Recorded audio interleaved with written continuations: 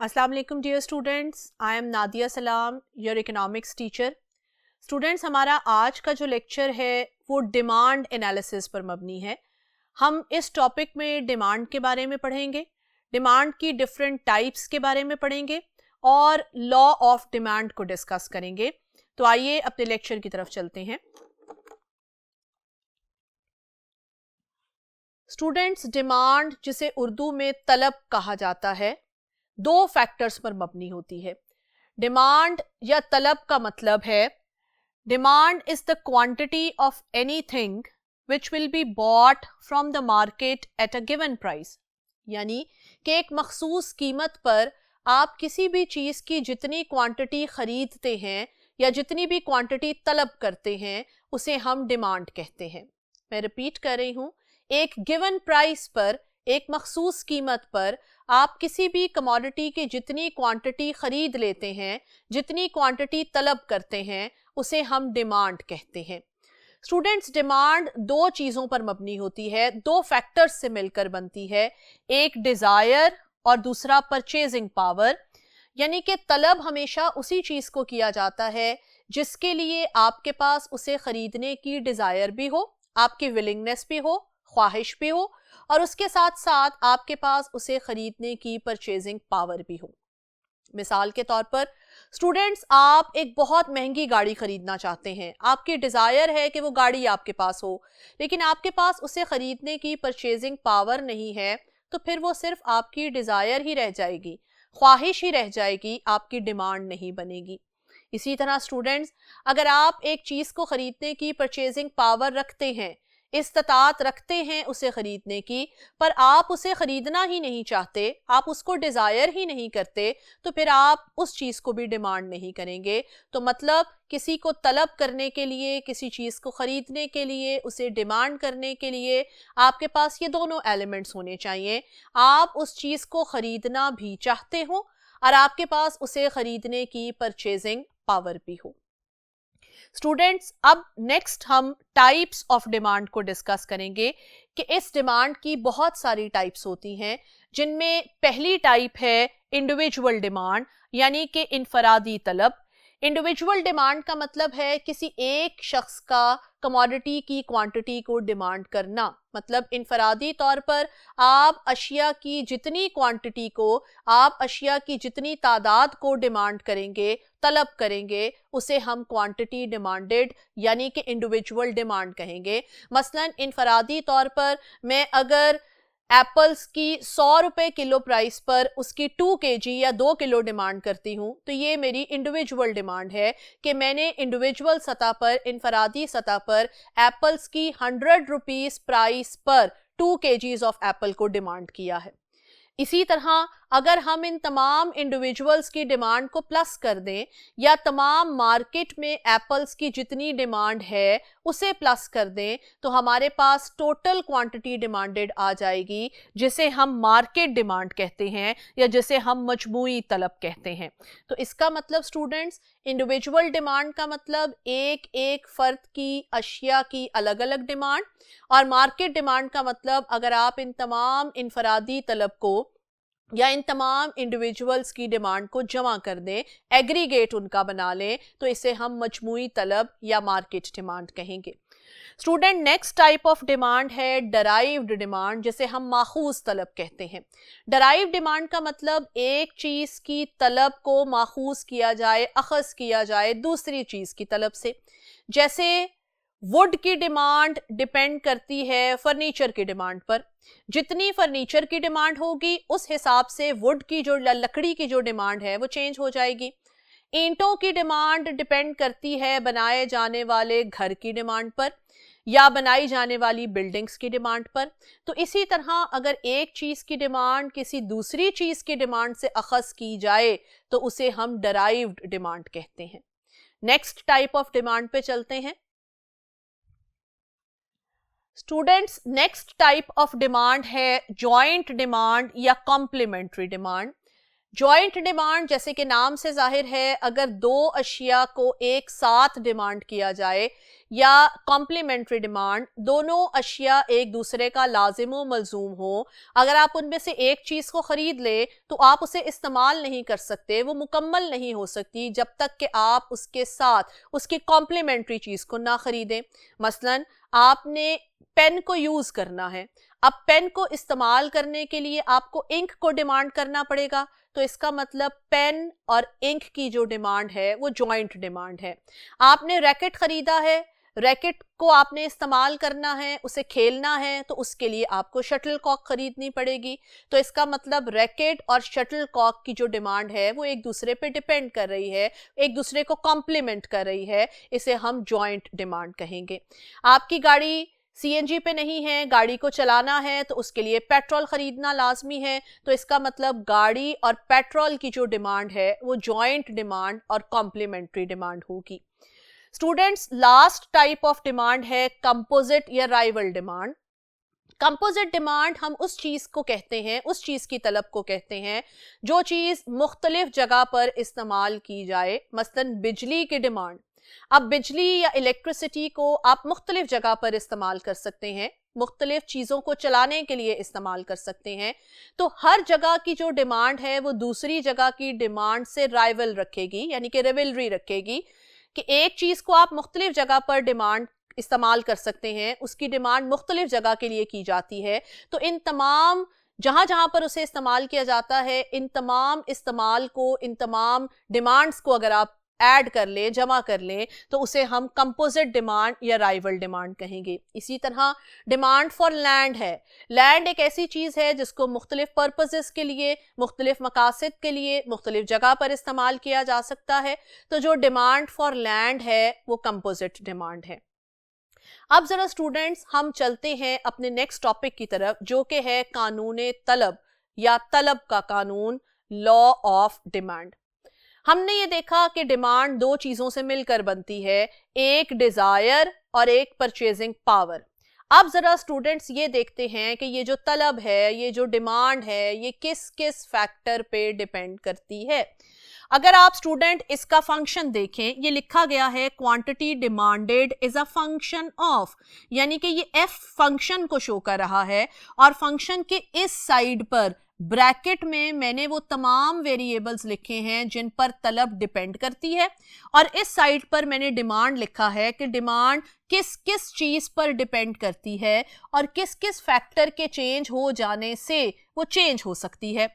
मसलन आप मार्केट में किसी चीज़ को डिमांड करते हैं, उसे तलब करने जाते हैं, तो वो तलब डिपेंड करेगी उस चीज़ की प्राइस पर, वो तलब डिपेंड करेगी आपकी इनकम पर, डिमांड डिपेंड करेगी फैशन पर, कंज्यूमर के टेस्ट पर, डिमांड डिपेंड करेगी मौसम के हालात पर, और स्टूडेंट्स इसके साथ साथ डिमांड डिपेंड करेगी प्राइस ऑफ रिलेटेड गुड्स पर।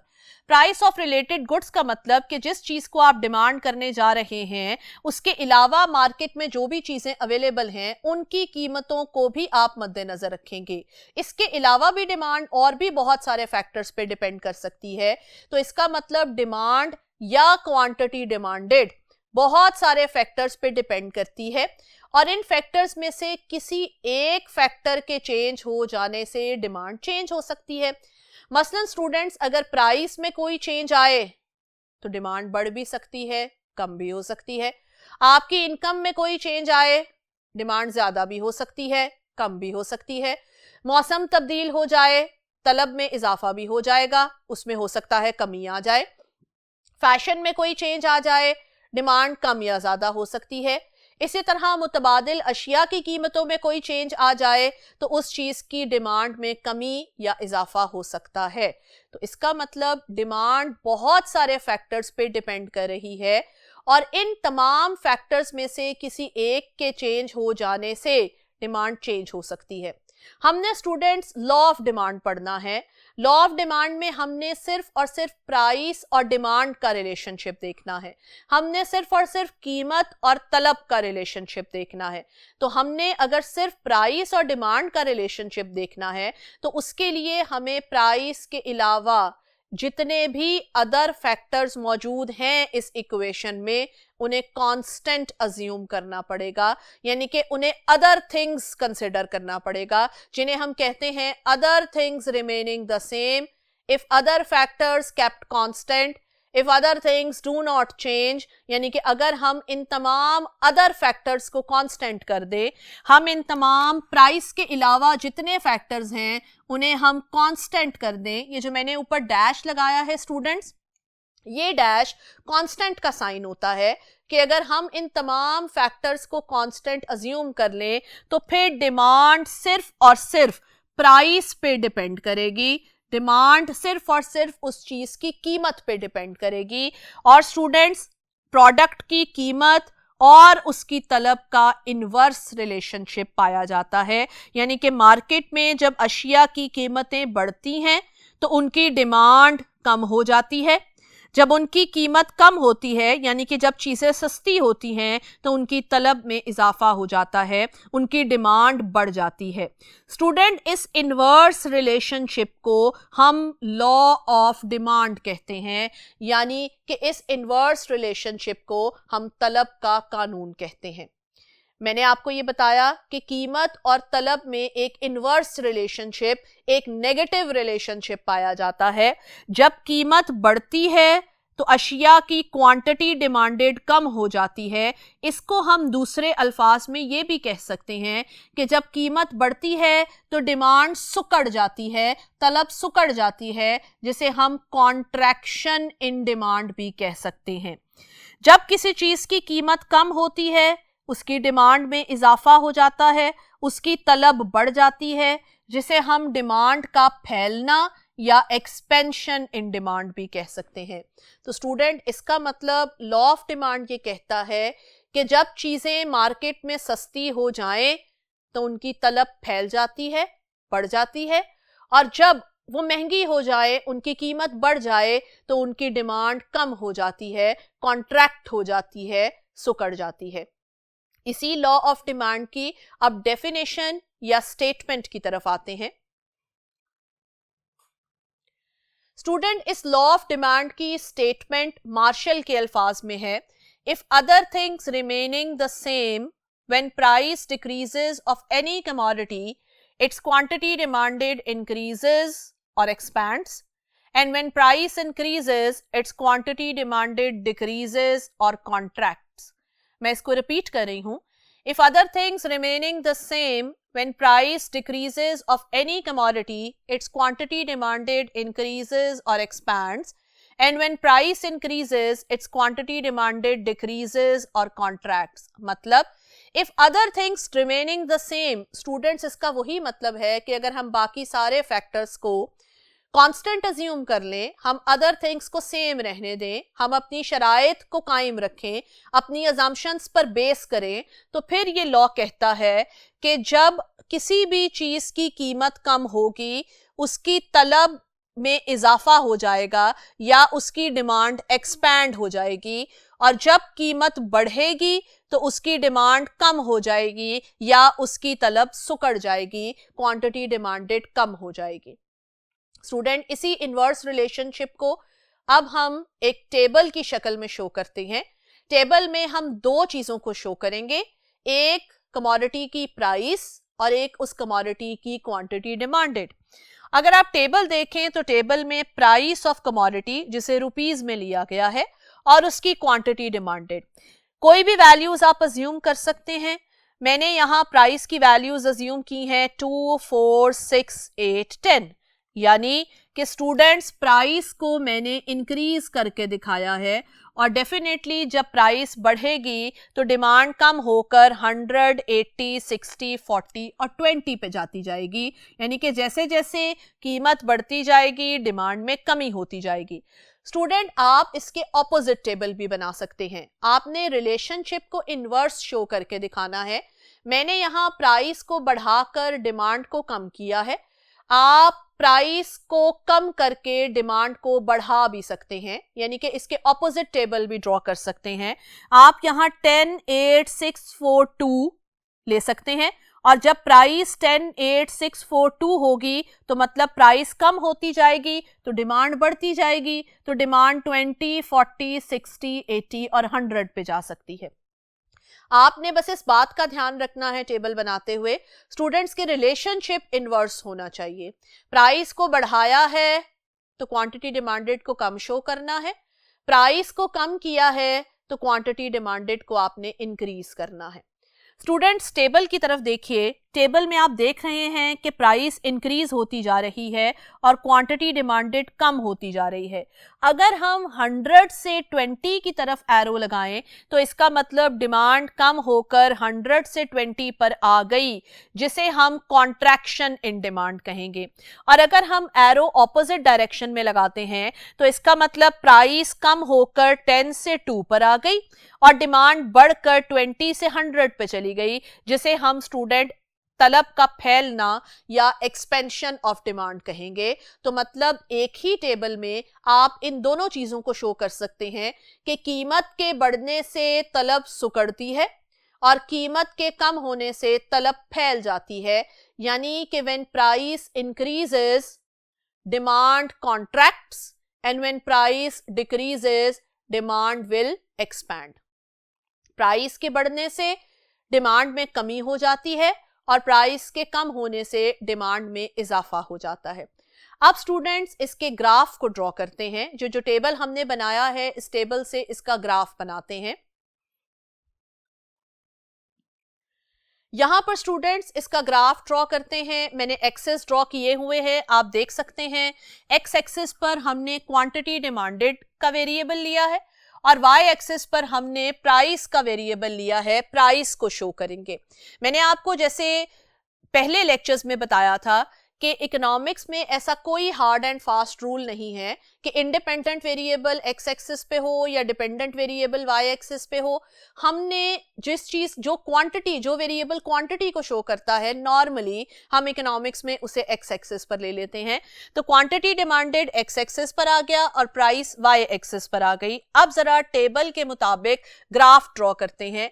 अगर हम टेबल पे देखें तो टेबल में जब प्राइस 2 है तो डिमांड 100 है, प्राइस 2 है तो डिमांड 100 है, प्राइस 4 है तो डिमांड 80 है, प्राइस 6 है तो क्वांटिटी डिमांडेड 60 है, प्राइस 8 है स्टूडेंट्स तो डिमांड कम होकर 40 पर आ गई और जब प्राइस 10 है तो डिमांड कम होकर 20 पर आ गई। जब हम इसे ज्वाइन करेंगे तो हमारे पास एक नेगेटिव स्लोपिंग ग्राफ आएगा और ये नेगेटिव स्लोपिंग ग्राफ जो है ये डिमांड कर्व को शो करेगा, यानी कि डी जो है वो एक डिमांड कर्व है, एक तलब का ग्राफ है जो नेगेटिव स्लोप रखता है, जो इनवर्स रिलेशनशिप को शो करता है कि जब प्राइस 2 है, कमोडिटी की प्राइस 2 है तो स्टूडेंट उसकी डिमांड 100 है। प्राइस बढ़कर 2 से 4 पे गई तो डिमांड कम होकर 100 से 80 पर आ गई। प्राइस 4 से 6 पर गई, डिमांड कम होकर 80 से 60 पर आ गई। प्राइस बढ़कर 6 से 8 पर गई तो उस कमोडिटी की डिमांड कम होकर 60 से 40 पर आ गई और जब प्राइस 10 पे चली जाती है तो डिमांड कम होकर 20 पर आ जाती है। तो मतलब कीमत और तलब के दरमियान एक इनवर्स रिलेशनशिप पाया जाता है। डिमांड का ग्राफ डाउनवर्ड स्लोपिंग है, यानी कि खते तलब जो है उसका झुकाव नीचे की तरफ होता है। प्राइस और डिमांड का, कीमत और तलब के दरमियान एक मनफी रिलेशनशिप पाया जाता है, एक इनवर्स रिलेशनशिप पाया जाता है। अब जरा स्टूडेंट अजम्पशंस की तरफ आते हैं। हम उन मफरूजात को डिस्कस कर लेते हैं जो इस लॉ की बेस हैं, यानी कि जिन पर ये लॉ डिपेंड करता है। अगर ये अजम्पशंस फुलफिल नहीं होती, अगर ये शराइत पूरी नहीं होंगी तो फिर इस लॉ का रिजल्ट हमारे सामने नहीं आएगा। इन अजम्पशंस में स्टूडेंट पहली अजम्पशन है no change in quality of products. मतलब ये लॉ सिर्फ उसी सूरत में अप्लाई होगा अगर अशिया की क्वालिटी में कोई चेंज ना आए। अगर अशिया की क्वालिटी में कोई चेंज आ जाता है, मसलन कोई चीज बेहतर क्वालिटी की आपके सामने आ जाती है, तो आप उस बेहतर क्वालिटी की चीज़ को ख़रीदने के लिए ज़्यादा कीमत देने को भी तैयार हो जाएंगे। तो इसका मतलब आपने उस चीज़ को हायर प्राइस पे डिमांड कर लिया, जबकि लॉ तो ये कहता है स्टूडेंट्स कि डिमांड कम होगी अगर कीमत बढ़ेगी। लेकिन यहाँ पर क्या हुआ, उस चीज़ की क्वांटिटी बेहतर हुई, आपने उसके लिए ज़्यादा प्राइस पर भी उसे ख़रीद लिया, तो इसका मतलब यहाँ पे लॉ अप्लाई नहीं होगा। हमें स्टूडेंट्स इस लॉ को अप्लाई करना है तो उसके लिए हमें फ़र्ज़ करना पड़ेगा कि अशिया जो हम ख़रीद रहे हैं उसके तमाम यूनिट्स की क्वालिटी में कोई चेंज नहीं आना चाहिए। सेकेंड पॉइंट है no change in taste and fashion. इसी तरह स्टूडेंट्स सारिफ के टेस्ट में और कमोडिटी के फैशन में कोई चेंज नहीं आना चाहिए। अगर फैशन में कोई चेंज आ जाता है तो फैशन के मुताबिक चीज़ खरीदने के लिए आप ज़्यादा प्राइस भी देने को तैयार होंगे, आप उसे ज़्यादा कीमत पर भी ख़रीद लेंगे, तो इसका मतलब वहाँ आपने इस लॉ को फॉलो नहीं किया या ये लॉ उस जगह पर अप्लाई नहीं हुआ। इसी तरह स्टूडेंट्स, अगर कोई चीज़ किसी कंज्यूमर के टेस्ट के मुताबिक है और वो उसी चीज़ को इस्तेमाल करना चाहता है तो फिर वो अपने टेस्ट के मुताबिक चीज़ खरीदने के लिए हायर प्राइस भी पे कर देगा, तो वहाँ पर भी ये लॉ अप्लाई नहीं होगा। तो इसके लिए स्टूडेंट्स हमें अज्यूम करना पड़ेगा कि सारिफ का टेस्ट और फैशन कोई चेंज नहीं होना चाहिए, इसमें कोई तब्दीली नहीं आनी चाहिए। नेक्स्ट पॉइंट है no change in future expectations, यानी कि ये लॉ स्टूडेंट्स तभी अप्लाई होगा अगर फ्यूचर के बारे में आपकी कोई तवक्कुआत ना हो, फ्यूचर में कीमत के चेंज होने के हवाले से आपकी कोई एक्सपेक्टेशंस ना हो। मसलन अगर आप ये फ़र्ज़ कर रहे हैं कि मुस्तकबिल में इस चीज़ ने बहुत महंगा हो जाना है, किसी भी वजह से मुल्क में कोई कंडीशंस इस तरह की आ जाती हैं, सर्कमस्टांसेस चेंज हो जाते हैं, या आप ये अज्यूम कर रहे हैं कि मुस्तकबिल में किसी भी वजह से ये चीज़ बहुत महंगी हो जाएगी, तो अगर आज उस चीज़ की कीमत में थोड़ा सा भी इजाफा होता है तो आप उस चीज़ की डिमांड को जारी रखेंगे, सिर्फ इस वजह से क्योंकि आपकी ये एक्सपेक्टेशन है कि फ्यूचर में तो ये हमें और भी ज़्यादा कीमत पर मिलेगी। तो इसका मतलब मौजूदा सूरत हाल में आपने उस चीज़ की बढ़ती हुई कीमत पर उसकी डिमांड को कम नहीं किया, तो यहाँ पर ये लॉ अप्लाई नहीं हुआ, इसलिए क्योंकि आपकी फ्यूचर एक्सपेक्टेशन है कि चीज़ ने बहुत ज़्यादा महंगा हो जाना है, तो अब अगर उसकी कीमत में थोड़ा सा भी इजाफा होगा तो आप उसकी डिमांड में कमी नहीं करेंगे, तो लॉ ऑफ डिमांड अप्लाई नहीं होगा। तो मतलब हमें अप्लाई करने के लिए ये फ़र्ज़ करना पड़ेगा कि सारिफ की फ्यूचर के हवाले से कोई तवक्कुआत नहीं होंगी। नेक्स्ट पॉइंट है students no change in population. ये पॉपुलेशन वाला पॉइंट शो ये कर रहा है कि तलब जो मजमूई तलब है, जो ओवरऑल इकॉनमी की डिमांड है, उसमें कमी नहीं आएगी बढ़ती हुई कीमतों से, क्योंकि अगर कीमत बढ़ रही है और आप साथ साथ ये देख रहे हैं कि नंबर ऑफ बायर्स भी बढ़ते जा रहे हैं, कंज्यूमर्स की तादाद में इजाफा होता जा रहा है, ख़रीदारों की तादाद बढ़ती जा रही है, तो फिर ओवरऑल मार्केट डिमांड में आपको कमी नज़र नहीं आएगी, तो इसका मतलब वहाँ पर ये लॉ अप्लाई नहीं होगा। तो इसे अप्लाई करने के लिए हमें फ़र्ज़ करना पड़ेगा कि मार्केट डिमांड पर कि नंबर ऑफ बायर्स जो हैं या जो पॉपुलेशन है it should remain the same. Next assumption का पॉइंट है students no change in income. Income का ताल्लुक परचेजिंग पावर से होता है। डेफिनेटली जब एक सारिफ की इनकम बढ़ती है उसकी कुव्वत खरीद बढ़ जाती है, और जब एक सारिफ की कुव्वत खरीद बढ़ती है तो जैसे मैंने आपके साथ पहले भी डिस्कस किया था कि ये एक इंसानी फितरत है कि जब एक इंसान की आमदनी बढ़ जाए तो उसके लिए अशिया की यूटिलिटी बढ़ जाती है और डिमांड में इजाफा हो जाता है। फिर वो प्राइस को कंसिडर नहीं करता क्योंकि उसकी आमदनी ज़्यादा है, उसकी इनकम बढ़ रही है। अगर एक तरफ अशिया की कीमतें बढ़ती जा रही हैं और दूसरी तरफ आपकी आमदनी भी बढ़ती जा रही है तो आपके लिए उस चीज़ की डिमांड में कोई कमी नहीं आएगी, तो इसका मतलब वहाँ लॉ ऑफ डिमांड अप्लाई नहीं होगा। तो हमें स्टूडेंट्स इसको अप्लाई करने के लिए अज्यूम करना पड़ेगा, फ़र्ज़ करना पड़ेगा कि सारिफ की आमदनी में कोई चेंज नहीं आना चाहिए। आइए स्टूडेंट्स अब इस लॉ की लिमिटेशंस या एक्सेप्शंस पर चलते हैं कि ऐसे कौन से पॉइंट्स हैं जहां पर ये लॉ अप्लाई नहीं होता। लिमिटेशंस पर जाएं तो स्टूडेंट्स ये लॉ अप्लाई नहीं होता बेसिक नेसेसिटीज़ ऑफ लाइफ पर। वो तमाम अशिया जो आपकी बुनियादी ज़रूरत की चीज़ें हैं वो महंगी भी हो जाएं तो उनकी कीमत के महंगा होने से, कीमत के ज़्यादा होने से आपकी डिमांड में कमी नहीं आती है, क्योंकि वो आपको ख़रीदना ही है, वो आपकी ज़िंदगी की बुनियादी ज़रूरत की अशियाँ हैं। तो कीमत के चेंज होने से डिमांड पे फ़र्क नहीं पड़ता, तलब में कमी नहीं आती। तो इसका मतलब बेसिक नेसेसिटीज़ ऑफ लाइफ के केस में ये लॉ स्टूडेंट्स अप्लाई नहीं होगा। नेक्स्ट पॉइंट है स्नॉबिश इफ़ेक्ट्स। स्नॉबिश इफ़ेक्ट्स का मतलब, अगर आप स्टेटस कॉन्शियस हैं, आप दिखावा करने की नीयत रखते हैं, या आप उन अशिया को खरीदते हैं जिनसे आप शो ऑफ कर सकें, दिखावा कर सकें, तो फिर उस सूरत में आप हमेशा महंगी से महंगी चीज़ खरीदने की कोशिश करेंगे। उन्हीं अशिया को पसंद करेंगे जो ज़्यादा से ज़्यादा कीमत रखती हैं, या कीमत ज़्यादा होने की सूरत में आप डिमांड में कमी नहीं करेंगे, because you are a status conscious person. आप दिखावा करना चाहते हैं, शो ऑफ करना चाहते हैं, तो फिर ज़्यादा बढ़ती हुई कीमत पर भी आपकी तलब में कमी नहीं आएगी और यहाँ लॉ ऑफ डिमांड अप्लाई नहीं होगा। स्टूडेंट्स, ये लॉ अप्लाई नहीं होगा अनसर्टन सर्कमस्टांसेस पर या अनसर्टन कंडीशंस पर, या अगर मुल्क में कोई गैर मामूली हालात हो जाते हैं, जिस तरह मिसाल के तौर पर मुल्क में वॉर की कंडीशन हो जाती है, या आजकल आप देख रहे हैं मुल्क में कोविड-19 या कोरोना वायरस की वबा फैली हुई है। तो उस चीज़ में अगर कीमतें बढ़ भी रही हैं तो अशिया की तलब में कमी नहीं आ रही। उसकी वजह यह है कि लोग ये समझते हैं कि शायद पता नहीं आगे क्या हालात हों, हमें इन चीज़ों की अवेलेबिलिटी हो या कम अवेलेबिलिटी हो, तो फिर उस सूरत में वो अशिया की बढ़ती हुई कीमतों पर भी डिमांड को कम नहीं करेंगे और उन्हें खरीदेंगे, तो वहां पर ये लॉ अप्लाई नहीं होगा। स्टूडेंट्स, लास्ट पॉइंट है गिफन गुड्स या गिफन अशिया। सबसे पहले तो जरा गिफन गुड्स का मतलब समझ लेते हैं। गिफन एक इकोनॉमिस्ट का नाम है जिसके नाम पर इन अशिया का नाम रखा गया है। गिफन अशिया या गिफन गुड्स इंफीरियर गुड्स होती हैं, और ये वो इंफीरियर गुड्स या कम तर गुड्स होती हैं जिनके मुतबादिल मार्केट में महंगे और बेहतर होते हैं।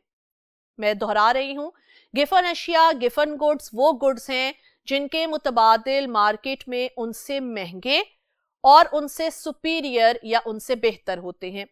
जैसे आटा और चावल।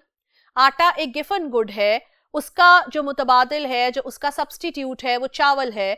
चावल उससे कीमत में भी ज्यादा हैं और सुपीरियर भी हैं। जैसे बीफ और मटन। बीफ का मुतबादिल मटन है, मटन उससे महंगा भी है और उससे सुपीरियर भी है। या जैसे चावलों में आप एग्जाम्पल ले ले ब्रोकन राइस और राइस की। जो टोटा चावल हैं उसका मुतबादिल चावल हैं, सही वाले चावल, और जो टोटा चावल का सब्स्टिट्यूट है चावल, वो उससे महंगा भी है और उससे सुपीरियर भी है। हम ये कहना चाह रहे हैं कि ये लॉ गिफन गुड्स के केस में अप्लाई नहीं होता, यानी कि ये लॉ टोटा चावल की खरीदारी पर अप्लाई नहीं होगा। उसकी वजह क्या है कि जब टोटा चावल की कीमतें कम होती हैं तो कीमत के कम होने से डिमांड में इजाफा नहीं होता। लोग टोटा चावल की कीमत के कम होने से उसकी डिमांड नहीं बढ़ाते बल्कि पैसा बचाते हैं, और पैसा बचाकर उसके सब्स्टिट्यूट की डिमांड में इजाफा कर लेते हैं, जिससे ये लॉ वहां पर अप्लाई नहीं होगा। जैसे वीट और राइस की एग्जाम्पल लेते हैं। आटा सस्ता हो जाने से लोग आटे की डिमांड में इजाफा नहीं करेंगे, लोग पैसा बचाएंगे और उस पैसे को इस्तेमाल करेंगे चावल की खरीदारी पर, जिससे पहले वो अफोर्ड नहीं कर सकते थे। अब चूंकि आटा सस्ता हुआ, उनकी परचेजिंग पावर बढ़ गई, उन्होंने पैसे को सेव किया और उस पैसे को इस्तेमाल किया चावल की खरीदारी पर। तो इसका मतलब आटे की डिमांड के केस में ये लॉ अप्लाई नहीं हुआ। तो इसका मतलब स्टूडेंट, गिफन गुड्स के केस में इस लॉ को हम अप्लाई नहीं कर सकते। स्टूडेंट्स, आज के लिए हमारा ये सवाल कंप्लीट हो जाता है। अपने नेक्स्ट लेक्चर में इंशाल्लाह हम डिमांड से रिलेटेड और टॉपिक्स को डिस्कस करेंगे। Now thank you students, take care, अल्लाह हाफिज।